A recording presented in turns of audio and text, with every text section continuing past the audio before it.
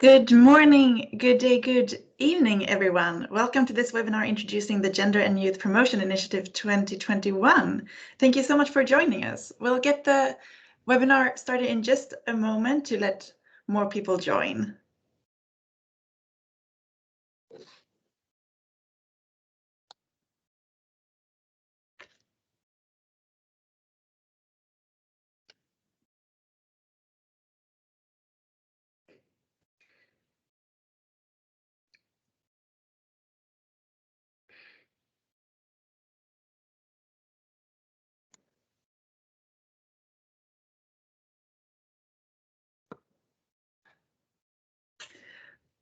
Okay, I think we're ready to start.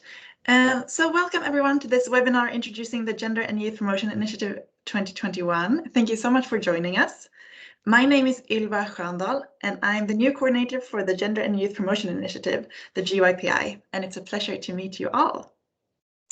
Before we start, I'd like to point out some practical information. Please note that the webinar will be recorded. The recording and the presentation slides will be available on the GYPI website that you can find listed on this slide. Please note that the website as well as the email address is new for this year. You can find both of them on this slide.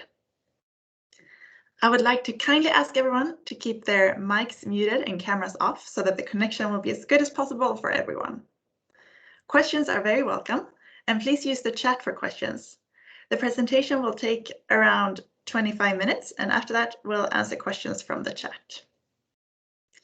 If you would prefer to participate in this webinar in Spanish, this will take place in 1 hour, and the link can be found on our website listed here.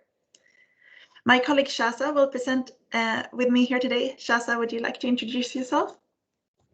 Good morning, everyone. Good evening, everyone. My name is Shaza Sulaiman. I'm the Gender Advisor for the Peace Building Support Office. And yes, I'll be presenting with Ylva today, the English session. And thank you for joining us. Yes, thank you. Okay, let's get this started.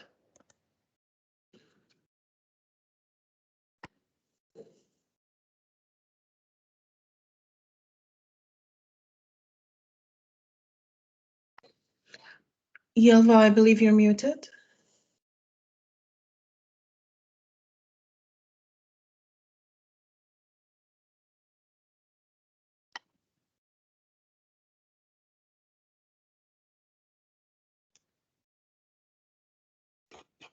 How about now? Yes, we hear you now. Okay, great. Thank you for that. So here's the overview of the presentation. So we'll cover a brief overview of the Peace Building Fund, the Women, Peace and Security Framework, as well as the Youth, Peace and Security Framework, the Gender and Youth Promotion Initiative 2021. And there we'll go into eligible countries, who can apply, CSO eligibility, thematic focus, guidelines, review criteria, timeline, available support and resources, as well as questions and answers. Shaza, would you like to talk a bit about the Peace Building Fund? Yes, and thank you, Ylva. So as many of you, I think, have been part of this initiative, or this window of the Gender Youth Promotion Initiative, and the Peace Building Fund is recognized as the financial instrument to support peace building projects in countries at risk and affected by conflict, and therefore addressing peace building issues and addressing specific peace building gaps in these contexts. The funding is provides direct funding to both UN and civil society organizations. And last year in 2020, it has provided 173 million, or approximately $173 million, covering 104 projects in 39 countries.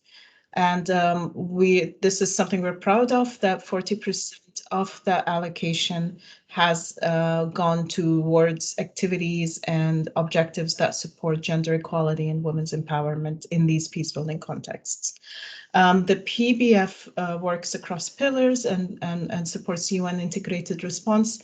And as mentioned, the aim is to fill critical funding gaps in these peace building contexts, so peace building gaps, to respond quickly and with flexibility to identified opportunities and gaps, and in a catalytic and a risk-tolerant fashion where gaps in initiatives that are not necessarily given enough focus or insight or resources are able to be funded or are funded. Going to the frameworks that we cover or address through the Gender and Youth Promotion Initiative. Of course, the Women, Peace and Security agenda and the UN, the Women, Peace and Security frameworks. That, of course, the cornerstone of are the UN Security Council Resolution 1325 and the additional or consequent resolutions, which add up to 10 Security Council resolutions as of today. The Secretary General's 7-point action plan for gender responsive peace building, which outlines the framework for engaging on gender responsive peace building for the UN system. And within that, there is a 15% target for basically that all UN funding in conflict affected or in peace building contexts need to set aside 15% towards projects that address gender equality or contribute mainly to gender equality and women's empowerment. Of course, the other references we look at is we had the 2015 review of the peace building architecture, and also most recently the 2020 review of the peace building architecture last year, which also brings back a lot of recommendations about integration of gender into peace building issues and interventions, the sustaining peace resolutions. And just to go into some of the key messages or thoughts that we kind of rely on in understanding or framing how we look at gender responsive peace building. First, one of those principles or messages is that gender does not equate women, which is a very common a very common approach is that gender and women is used interchangeably, but it's also about looking at power relations between men and women and within these groups also. Looking at the different impacts of conflict and peace building on people of different genders and which gender norms or behaviors could be challenged or enhanced to promote peace. So therefore, really like trying to break and unpack all these categories, not looking at the categories as one group, but really looking and unpacking at the layers and within these groups and genders, and understanding again the power dynamics and relations between them. Third, and another very important point is that women are not just to be seen and viewed in these interventions as passive victims to be rescued or to kind of only to be on the receiving ends of service provision, but also looking at their agencies and potential to contribute to peace building and recognize the role they play in peace building, which might not be very clear. Regarding the youth, peace and security agenda, of course, we have UN Security Resolution 2250 of 2015, and others related to the YPS, looking at the 5 pillars of YPS and the importance of enhancing youth participation and increasing youth participation, or youth participation being central across these pillars, which are participation, prevention, protection, partnership, disengagement, and reintegration. The one important report, and of course, all of these will be at the end provided like a list of references in terms of these are documents and references you can look up. The study of the Independent Progress Study on Youth, Peace and Security.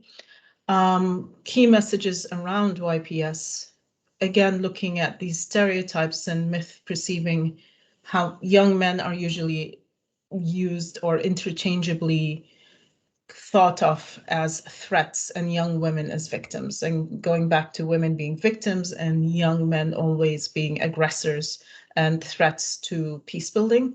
Looking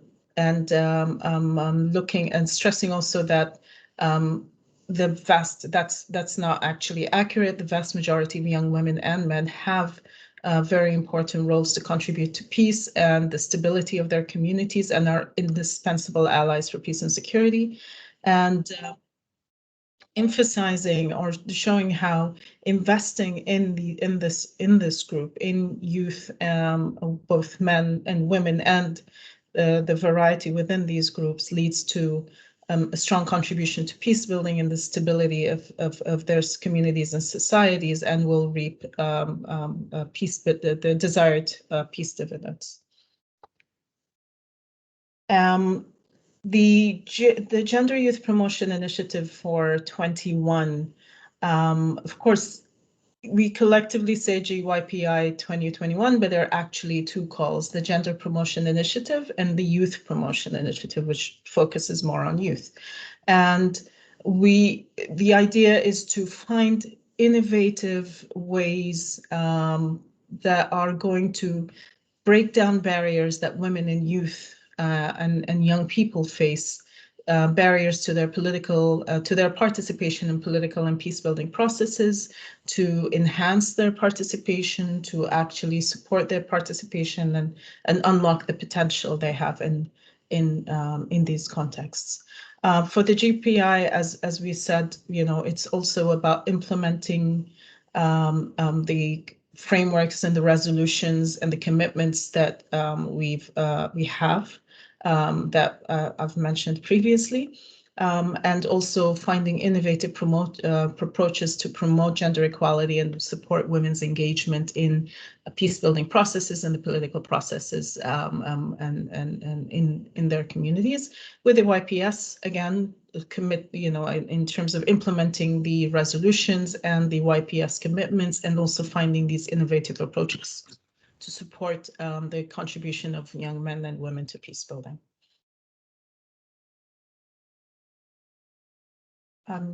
Yelva? I believe you're muted, Yelva. Sorry about that. I seem to have a technical issue that I cannot unmute myself unless I quit the presentation. Sorry about that. I'll just keep my mic on now. Thank you so much, Shaza. Looking at eligible countries, so the call is open to countries eligible to receive PBF funding as per the 1st of May 2021, and the eligible countries are listed here, as well as in the call for proposal on our website. Moving into who can apply, so the call is open to UN agencies, funds and programs, as well as civil society organizations. Let's first have a look at the process for UN country teams. So in terms of UN country team submissions, there's a maximum of 2 proposals per initiative per country, meaning 2 youth promotion initiative proposals and 2 gender promotion initiative proposals. All UN country team submissions must be endorsed by the RC, meaning a submission of a signed cover letter. There are 2 types of proposals for UN country teams: joint UN proposals as well as joint UN CSO proposals. And let's first have a look at the joint UN proposals. So here, grants are available between 800,000 and 1.5 million per project. And each project can have 2 to 3 UN partners as direct fund recipients. Looking now at the joint UN CSO proposals, grants are available for the same sum, so between 800,000 and 1.5 million per project. And the maximum here are 2 UN partners and 1 CSO partner as direct fund recipients.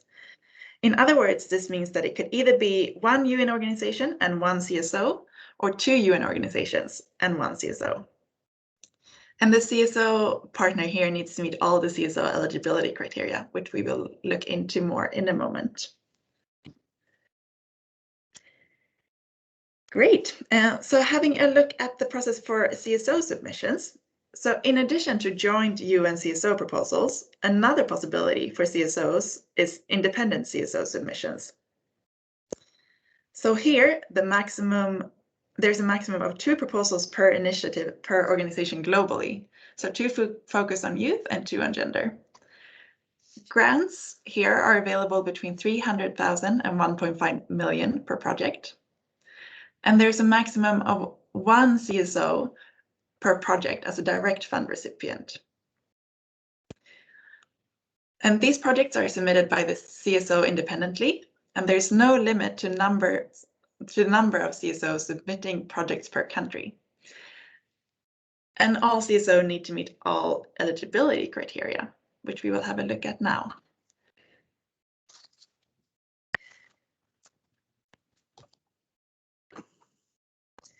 Yes, so in terms of what is needed from the CSOs, there are a couple of things. So first of all, proof of previously received funding from the PBF, UN, or any of the contributors to the PBF in the project country is needed.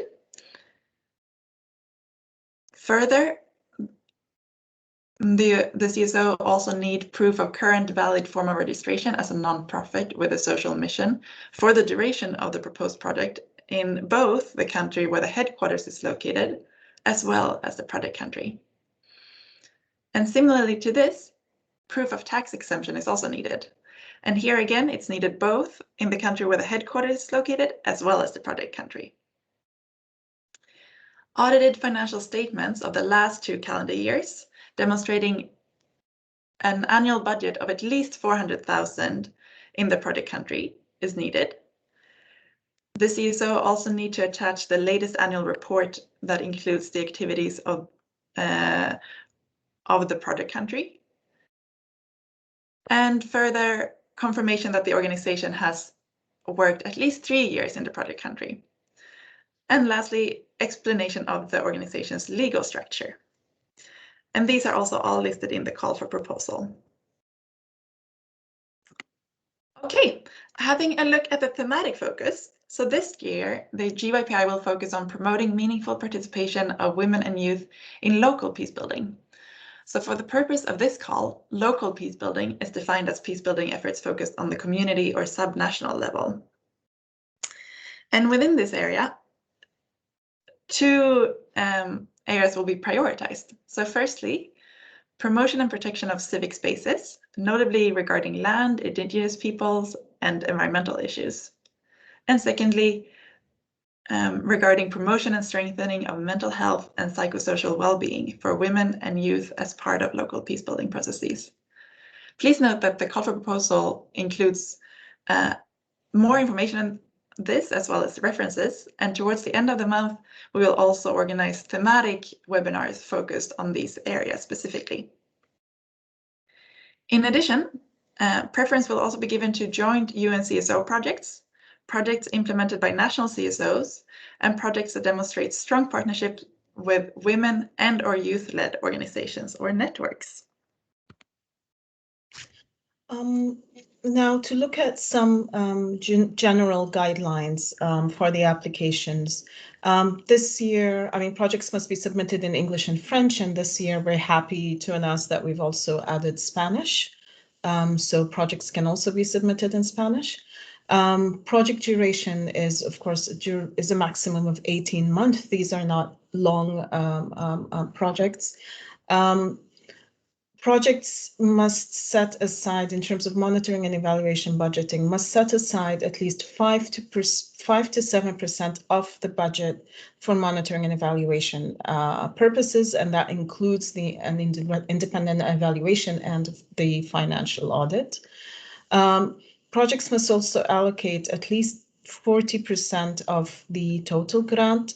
They need to demonstrate that that will go to national and local civil society partners, in particular women and youth-led organizations. And these include direct sub-grants, or looking at financial allocations that go into building capacities of implementing partners, or direct payment of implementation of activities.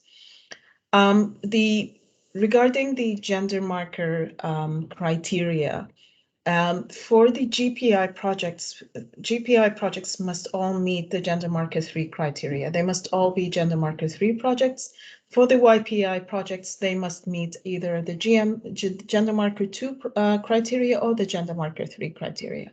And at the end of the presentation, with all the links to the resources, you will have a link to a more detailed criteria or guidelines to how we allocate the criteria for the gender markers. And for UN applicants, of course, we've also encouraged the inclusion of UN volunteers in the countries that they're submitting for. And then for the review criteria, as in what we look for in the applications and the actual proposals that we receive. Innovation is one important criteria. Of course, understanding that what is innovative in one country is not necessarily innovative in another. However, what needs to be demonstrated is how are the proposed interventions innovative and why they are innovative. And we need to be, we'd really like to see that clearly demonstrated and explained.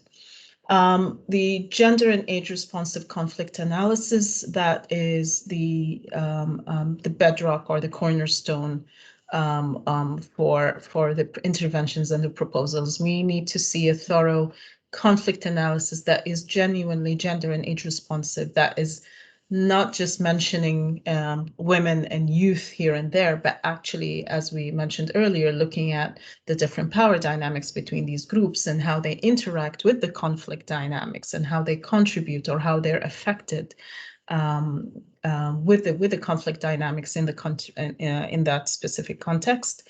A clear peace building approach, as the interventions really need to see how they contribute overall to the peace building. We can easily see a project that promotes, for example, youth political participation or participation in the process, but if we don't see the clear linkage, or a women's empowerment project, if we don't see the clear linkage to peace building, as in how that, what is the peace building approach in this intervention, that I think is something that's a myth, a miss. The gender and youth approach also needs to be clearly detailed and clear in the intervention. Local partnerships and consultation cannot be emphasized enough, as in see clearly what the consultation process has been in terms of with the local stakeholders and the local partners, and really relying on local partnerships for these and seeing how they contribute to these interventions. Focused and realistic interventions, the clearer they are, the more focused they are, the more realistic, especially given the time span, the time frame we have, which is only 18 months. What is realistic in those 18 months? Also needs to be clearly demonstrated. Of course, the clear logic between, as we said, the conflict analysis, it's the bedrock, and then how we could, we need to see the linkage between that and the proposed interventions, then the activities and the results. A clear targeting of young people and women and geographic locations, and that needs to be as detailed as possible, because the category young people or young women is, again, a big category. Which women, which young people, and why. The geographic locations as specific as possible is also a strong is an added value, or is something we really desire seeing. Of course, a demonstration of the implementation capacity of the applicant, and of course, value of money for money needs to be demonstrated, as in the efficient use of the money and the demonstration of that. Fantastic. Thank you so much, Shaza. So in terms of the timeline, the application to the GYPI is divided into 2 stages. And let's start by taking a closer look at the first stage, the concept note stage. So the online application portal will open on the 26th of May, and the deadline for online concept notes will be the 18th of June. After that, the concept notes will be reviewed and the first project appraisal committee will take place, and this will happen in July. And then in August, the results will be announced. For those proposals that make it to the second stage, the timeline is the following. Draft proposals will have the deadline in September, and after which feedback will be provided. And the deadline for final proposals will be in October. Review of the proposals and the second Project Appraisal Committee, or PAC, will take place in November. The results will then be announced in December, and funds will be dispersed in December or January of next year. Okay, having a look at available support. So as we mentioned, there are upcoming webinars focused on the 2 thematic priority areas. Invitations will be sent and links and times will also be available on our website in due time. On our website, there are also existing webinars from previous years that are still relevant. For example, on youth inclusive peace building, gender responsive peace building, conflict analysis and theory of change, monitoring and evaluation, as well as CSO eligibility. And we encourage applicants to take a look at that. On the GYPI website, there are also resources available, as well as a frequently asked questions section. And in addition, the call for proposal itself, of course, includes several links and resources. Another available support is PBF focal points in the countries. And if your question is not answered in the call for proposal or in the frequently asked questions section on the website, here is also the email address again. And as already mentioned, this is new for this year. Okay, so here is a list of some useful resources, and these are also listed in the call for proposals. Great, I think we've reached the end of the presentation. So now there's time for some questions and answers. So let's take a look at questions from the chat.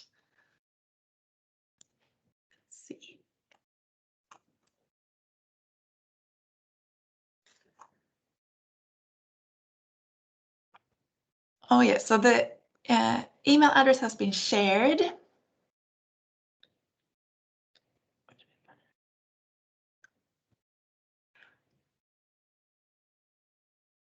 So here's a question. Are organizations which has been partnering with us in implementation of PBF funds but never received directly PBF funds eligible?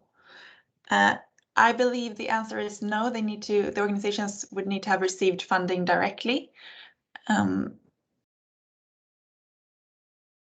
Shaza, please correct me if that is. So sorry, I'm having trouble following some of the questions. Which question is this? We had the email and then. So our organizations which has been partnering in the implementation of projects, I believe, funded by PBF funds, but never received direct PBF funds eligible. Yeah, the answer is no. The organizations need to have received funding directly. Hi, could you please? Okay, yes, sorry, now I see them. Yeah. Okay, great. So then we have another question here. Could you please clarify requirements, eligibility criteria for implementing partners? Thank you. So the criteria, the CSO eligibility criteria we looked at are for direct fund recipients. So in terms of requirements for implementing partners, we don't have any set criteria from our end. That is then up to the direct fund recipient.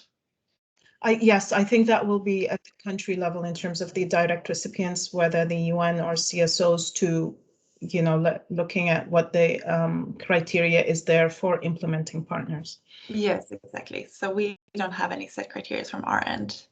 Thank you. And then there's a question from Amani Counseling Center and Training Institute from Kenya. So a question about whether or not they will be eligible to apply, since they also work in South Sudan and Somalia. So that depends on if your organization reaches all the eligibility criteria. Mm-hmm. If so, then you're eligible to apply, but please have a close look at the eligibility criteria. These are also listed in the call for proposal, so please have a close look to those. Thank you so much. So then there's a question about joint UN CSO proposals. Can the CSO be an international NGO or NGO from another country out of where the project is to be implemented? So, yes, Shaza. No, yes, please go ahead. I was just going to say, I think as long as the registration requirements are met in that specific context, that should be fine, and it can be an international NGO. Yes, exactly. So as long as all CSO eligibility criteria are met, that is fine.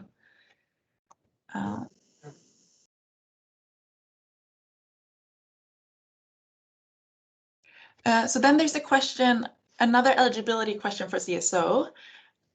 If they are only registered in the country where the HQ is and not where the project is to be implemented, can they be eligible together with a partner in the country? No, that is not unfortunately possible, since the CSO need to meet all the CSO eligibility criteria, and there's a max of one CSO as a direct fund recipient.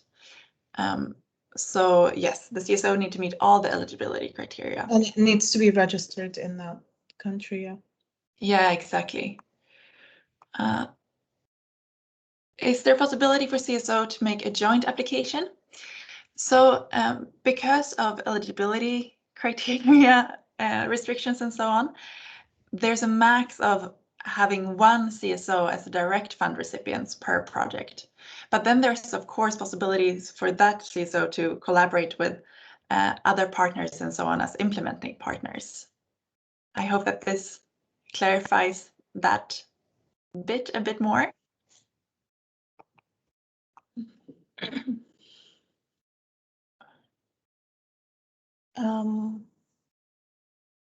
Okay. And is it a requirement for UN agency to be in a country in order to work with a national CSO? I think yes, that we expect the UN applicant to actually be present. I don't know if Ylva has another take. No, absolutely. Yes, we expect you to be active in that country and present. So that is true.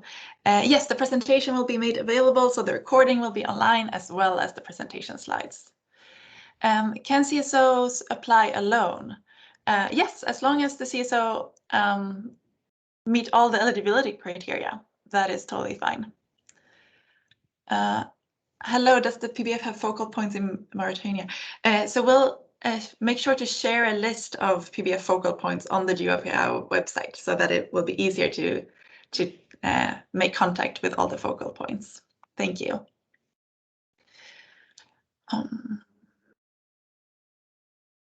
Oh yes, so here's another question about possibilities for CSOs to collaborate, which I hope we've already clarified a little bit. Hi, do you support cross-border projects? Not maybe in the regular PBF portfolio, but not in the GYPI, I believe, for the GYPI interventions. But that's in the wider kind of PBF regular portfolio in context. And our colleague Diane is here. I don't know if she has anything to add on that part about cross-border projects. But yes, that's not necessarily that's not for the purview, I think, of the GYPI. Correct me if I'm wrong, Diane.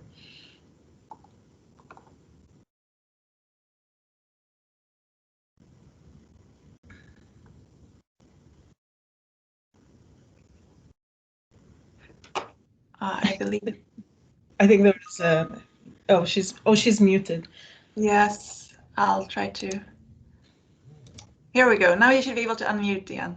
Yes, thank you so much. No, just to clarify that we will not be taking cross-border projects as part of the GYPI call for proposal, but we take note that this is something that could be very interesting to do, but it's just too complicated at the moment for us to have this as part of the GYPI project proposal. But cross-border projects remain a priority for PBF under the National Programming Regular Envelope. Thank you. Thank you so much. Wonderful. Thank you for the clarification, Diane.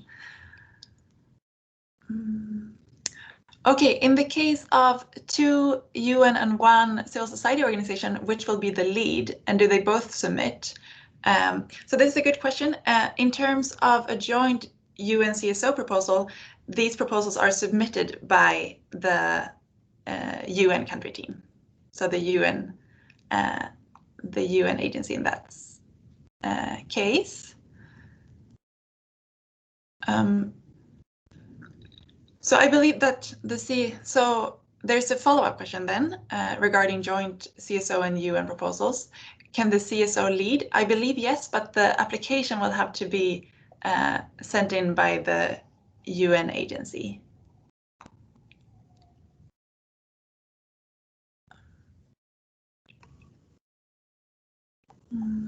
Let's see. How detailed should the budget be at the concept note stage?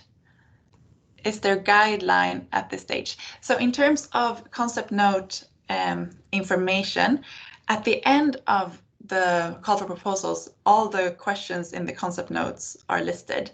And I believe that there will be more detailed information on the budget coming up in the next stage of the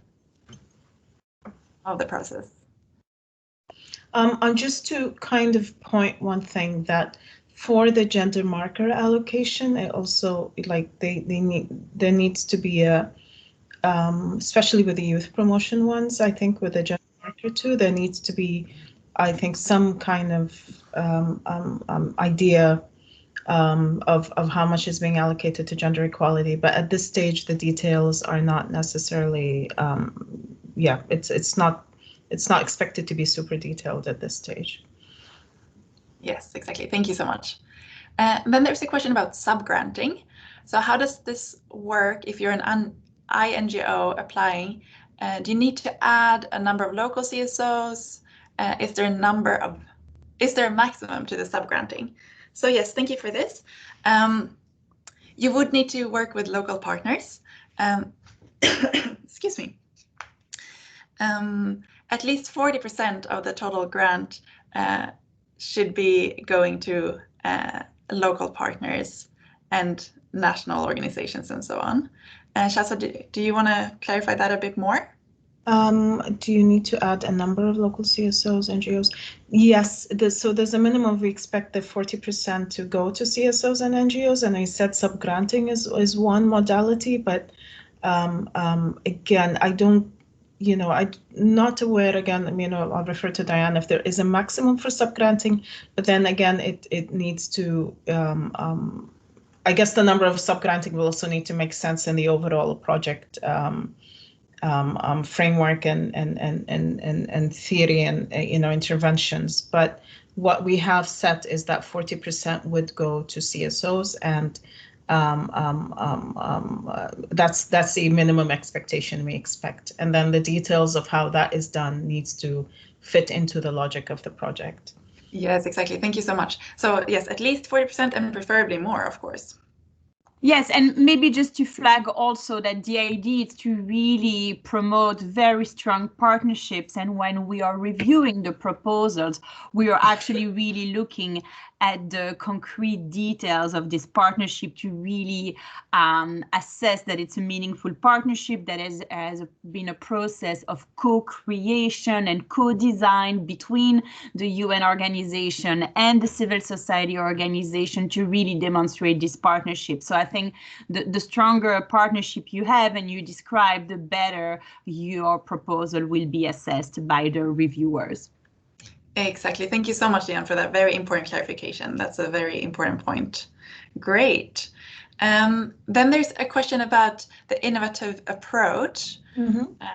Shaza, do you want to have a look at that one? So, as we mentioned, and as you're correctly saying, Olga, is that what can be innovative in certain countries might not be innovative in others.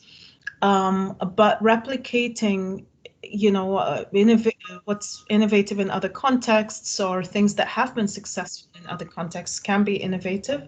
I think what just needs to be clear is, why is this innovative, right? Is it the approach? Is it the target group? Is it a certain kind of conceptual or thinking that makes it innovative in that specific context? As in, it's not been done before, or it's new, or the approach is new.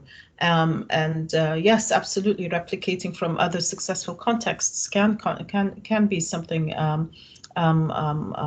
innovative. But again, it's just the clarity of the why, of why is this innovative, and how you see this working and contributing to that specific context you're working in. Thank you so much. And then there's a question about sharing the list of contributors to the PBF, and this is available in the annex of the call for proposals, so you can find that there. Then there's another question about cross-border proposals. Are they eligible if both countries are PBF target countries? I believe your answer still stands, Diane, but please feel free to add anything if you would like. No, nothing else to add. Okay, great. So in terms of, yes, then there's a question about clarifying what is meant with women-led and youth-led, and here we simply mean organizations led by women or led by youth. Do you have anything more to add there, Shaza? No, I mean, it's just that we kind of, initiatives, etc., that are framed and initiated and actually led by women in youth's own initiative and approaches, rather than approaches where they're kind of on the sideline or just recipients, where we could really see their leadership and their initiative in these organizations and in these initiatives. That's basically what we mean by it. Great, thank you. And then there's a question, if a CSO is implementing youth peace building programs in South Sudan from funding not from the UN or PBF, can they still be eligible? Well, that depends on where they get the funding from. So as you might remember, one of the eligibility criteria is that they have previously received funding either from the UN or the PBF or contributors to the PBF. And so the list can be found, the list of contributors to the PBF can be found in the annex of the call for proposal. But to be eligible as a direct fund recipient, the organization would have to previously received funding from one of those. I hope that helps to clarify.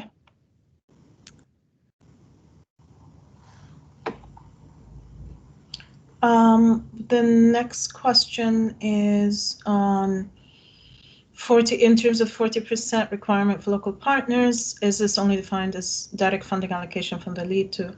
I think, like the one way we kind of looked at it is it can be a direct subgrants. Could be direct payment of implementation activities, and also building capacities of implementing partners if that is demonstrated.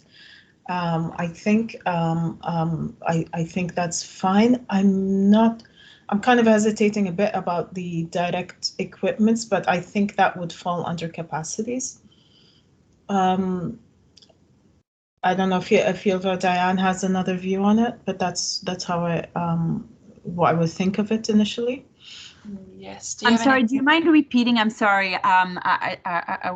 do you mind repeating the So question? within the 40%, would in-kind donations qualify?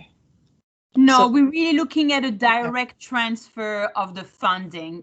If we are allocating 1.5 million within that project proposal, we are talking about allocating the funding up to 40% to that organization. So we would be looking at the, are you going to be making a contract, a grant agreement with that civil society organization? But no, we would not calculate in-kind donation. Okay, so that, just for clarification, it's a no. In-kind donation would be a no.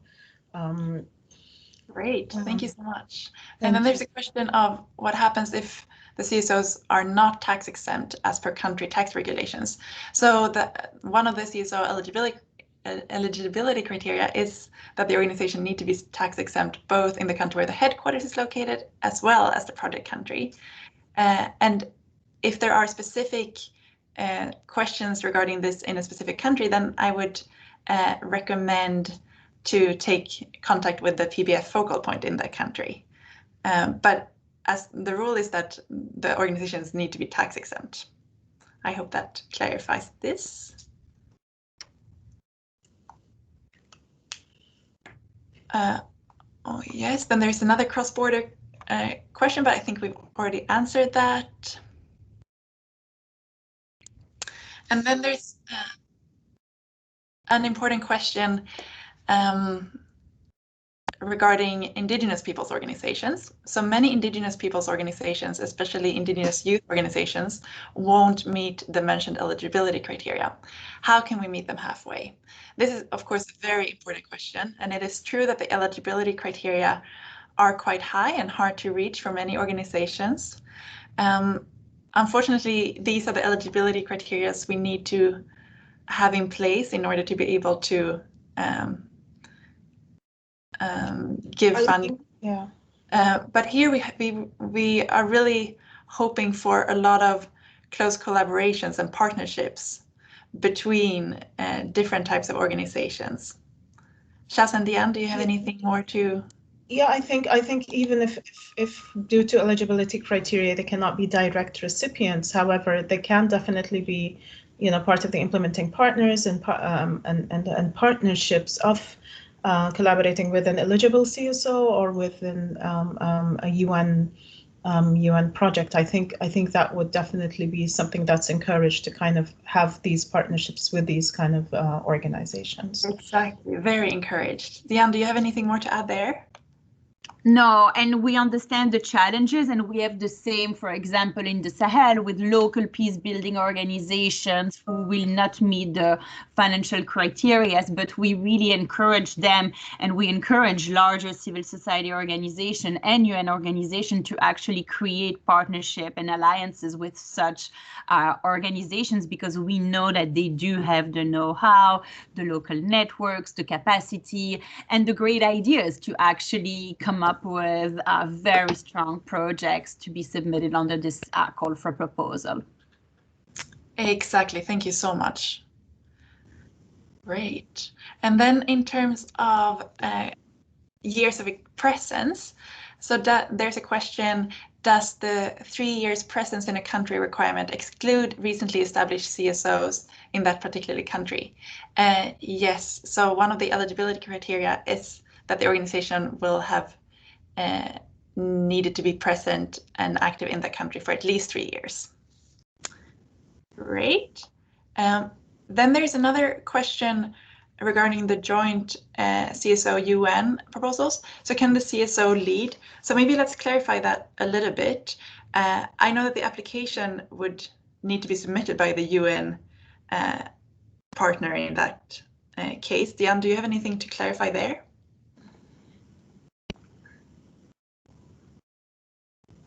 It can be one way or the other. There's no need for the UN to lead on a proposal, and we love to receive proposal led by a strong civil society organization, or even having, there's really no restrictions along that point. Right.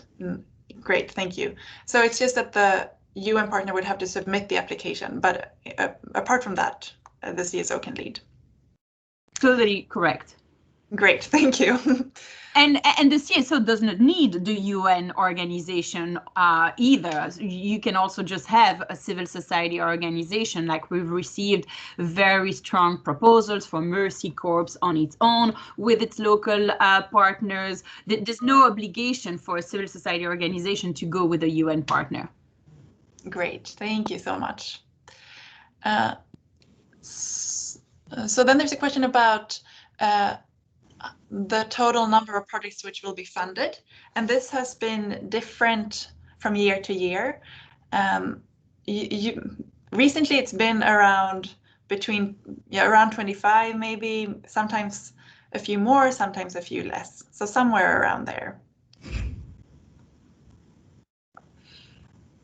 Yeah, I think it depends on a lot of factors, the number of proposals we get, and how we go in the screening. But yeah, these are the numbers I think we've done in the past few years. Yes, great.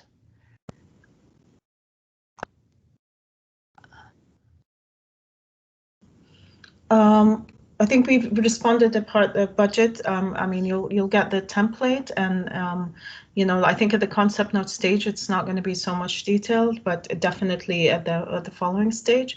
But just what's enough is what's requested in the concept note template, and then there's a question about. Oh, sorry. Yes, dates. Ylva, there's a question about different dates. I think that we've posted up in the website, and what's... Yes, exactly, but there's a bit of confusion. The correct dates are May 25th and 26th, and the website will be updated shortly, so sorry about this confusion. Okay, and just to clarify that the deadline for submitting concept notes will be June 18th, so I hope that is clear. So then there's a question, if a CSO submits more than one proposal, will it be possible for them to receive more than one grant? I believe that one CSO could have more than one approved project. Please chime in, Diane or Shaza, if you have anything to add here. It's just that I think there's a limit when it's an international, I mean, as in globally, the number of grants it receives. Yes, I mean, yeah. Yes, and there's restrictions in how many proposals each organization can submit. Yes. Can we have examples of what have been done in other countries? Some examples I think can be found on the PBF website. There's also a list that we just posted, which lists all the previous projects between 2016 and 2020. So there's some information there. And maybe just to add also that we are a very transparent organization, so every single project proposal is available, including the project documents, the project reports on the MPTF gateway, where you can basically sort and search the data related to the Peace Building Fund, and you can find all the civil society organizations that have benefited from our funding in the past, including through the Gender and Youth Promotion Initiative. Just to know that some of the most successful proposals that we've had are the ones that are basically aligned to the thematic priority.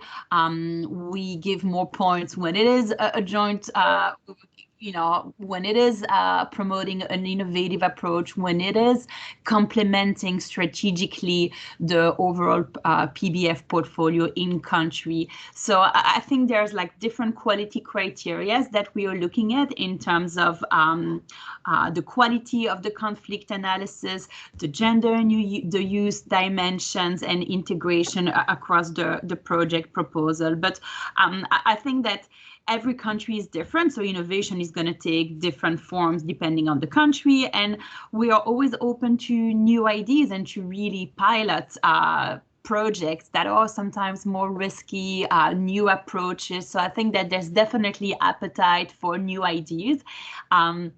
Last year, for example, we received a lot of proposals from the UN country team on community violence reduction in Haiti, but the only successful proposal was from Mercy, was from Concern, actually. They came up with a super strong partnership with a local organization, and they were the only one who actually get the funding. We've had very strong proposals in the Sahel from civil society organization as well. So it really depends on the country, the context, the ideas, and how what is already in place. We really look at filling peace building gaps. So do not come with a classic development project. Do not submit projects that are kind of the traditional bread and butter of what your organization is doing. We like new ideas and to think outside of the box. Thank you so much, Jan. Super important. Thank you very much.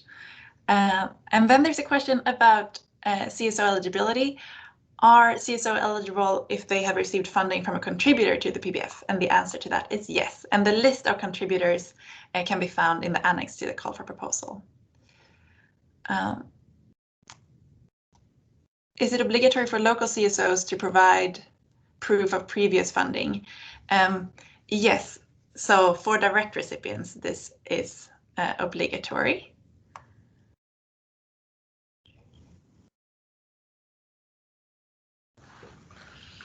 And then there's a question regarding, I think the question is if joint UN CSO projects are counted in the maximum of 4 projects that each UN country team can submit, and then the answer is yes. So that is counted within the same rule. But then CSO proposals are not, there's no such restriction. I hope that helps to clarify.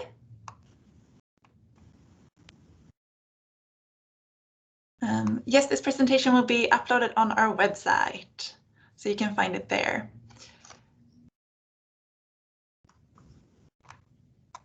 Okay, great.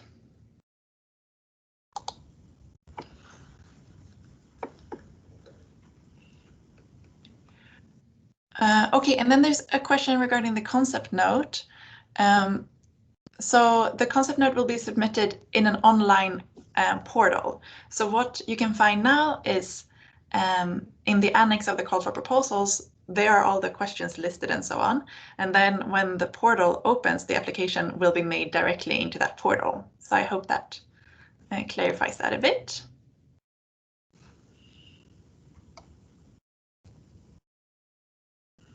Let's see.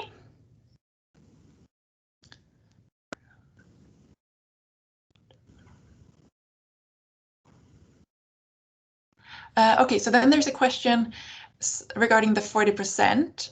What happens if we want to provide grants to youth and women entrepreneurs directly instead of providing them to youth and women associations for them to forward them to the youth to be more effective?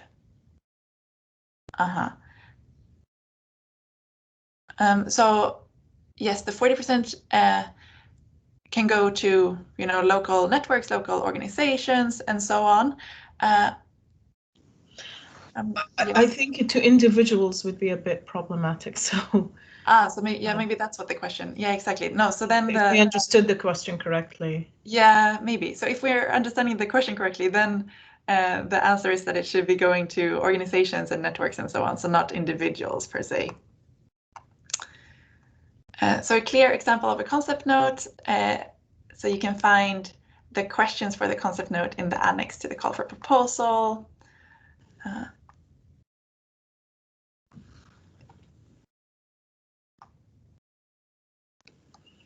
Great.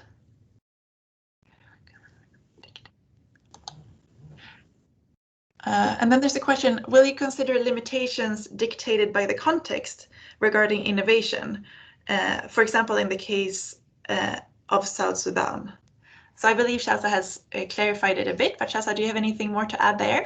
I think it's kind of innovation, the word sometimes. I can imagine that in some contexts it could look a bit intimidating, as in, like, you know, it's not about completely rediscovering something completely, you know, new. I think it's just if trying to think outside what is usually done. and clearly explaining why this is a different approach in that specific context and why it's unique or different is enough. You know, it doesn't. I don't think. I don't think people should be bogged down by the innovation part so much, as in, you know, having solid interventions with clear peace building approaches that clearly show the gendered or the youth dimension, but also showing that it is, you know, there is some thinking outside of the box that has gone into it, as in doing something differently and demonstrating that. I mean, you know, I don't know if Diane has something to add on that part. No, nothing else. Great, thank you. And then there's a question regarding the thematic themes or areas. What is the definition of indigenous?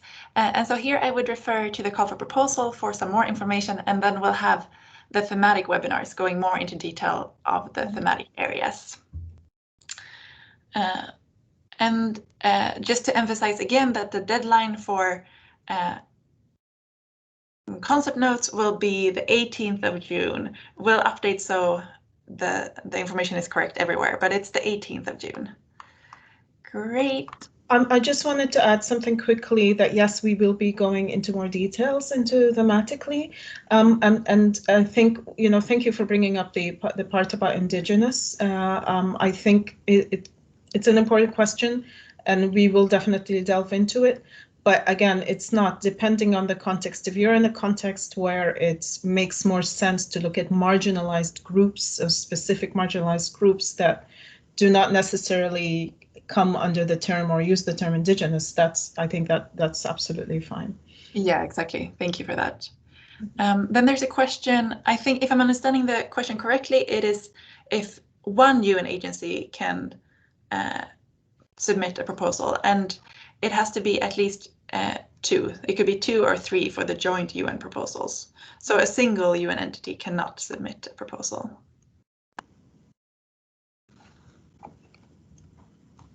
Yes.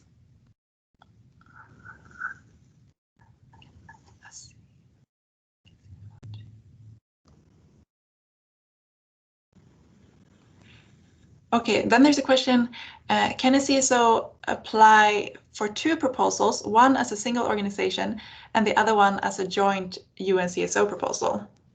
Yes, I believe that is possible, as long as all the eligibility criteria are met and so on.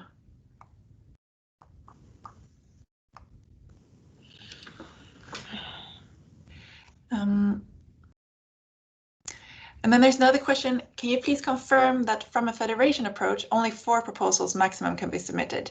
Yes, that is true. So only 4 proposals per CSO globally. So and then there's another clarification question. To clarify, does a local partner also have to receive funding previously from the UN PPF or contributor? So the direct recipients, so the direct CSO recipients, direct fund recipients, need to have received funding previously. But in terms of implementing partners and so on, there is no such requirement. So I hope that clarifies that a bit more. So how do we reach out to you? So we have the website and also the email. The website has been posted here in the chat and the email as well. Okay, I think we've answered all the questions in the chat. And within the time frame, so that's... And within the time frame. Great. Thank you so much, Shaz and Diane, for presenting with me here today. And thank you so much to all the... Oh, one more question. 2 more questions. So yes, we'll post the website again.